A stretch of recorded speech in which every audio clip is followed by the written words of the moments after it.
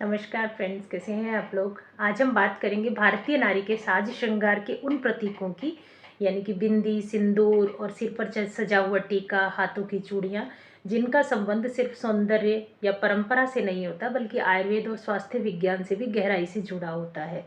तो मैं आज एक एक करके आपको श्रृंगार और उनका आयुर्वेद के साथ क्या क्या संबंध है उसी के बारे में आज आपसे चर्चा करने जा रही हूँ। सबसे पहले मैं बात करती हूँ बिंदी के बारे में और आयुर्वेद क्या कहता है। आयुर्वेद के अनुसार माथे के जो बीच का स्थान होता है वो आज्ञा चक्र कहलाता है और ये मस्तिष्क का जो कंट्रोलिंग सेंटर होता है।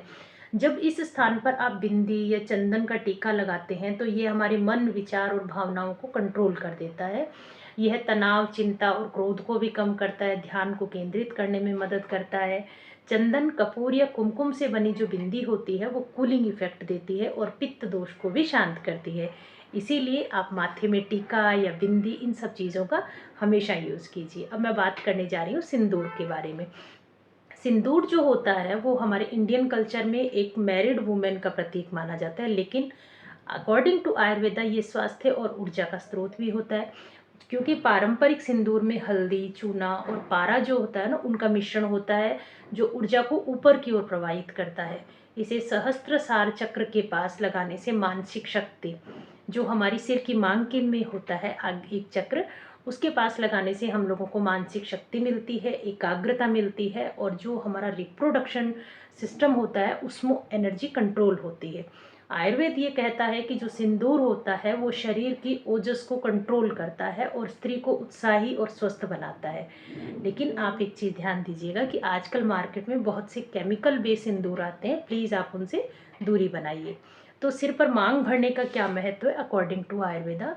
मांग जो होती है वो हमारे सिर के बीच में होती है, जहाँ मस्तिष्क के दो हिस्से जो होते हैं ना, लेफ्ट और राइट हेमिस्फीयर आपस में मिलते हैं। इस स्थान पर हल्का सा दबाव डालने से भी जो हमारा तंत्रिका तंत्र है या नर्वस सिस्टम है वो एक्टिवेट हो जाता है। ये हार्मोनल बैलेंस करता है, स्पेशली जो हमारे रिप्रोडक्टिव हार्मोन्स होते हैं उनको।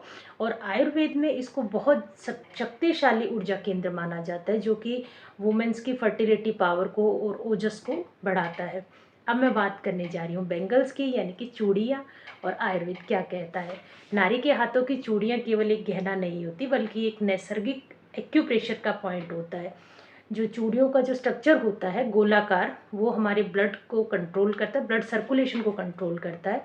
जब हाथ हिलते हैं कोई भी काम करते हुए तो चूड़ियाँ आपस में टकराकर एक बहुत अच्छी सी नाद या ध्वनि उत्पन्न करती है, जो कि हमारे मस्तिष्क को कूल करती है, कूलिंग इफेक्ट करती है। यह मन की शांति को, स्थिरता को और हृदय की सेहत को भी बेहतर बनाती है। तो इसीलिए वुमेन्स की जो चूड़ियाँ होती है वो प्राण को स्थिर रखने का प्रतीक होती है, प्राण शक्ति को स्थिर रखने का प्रतीक होती है।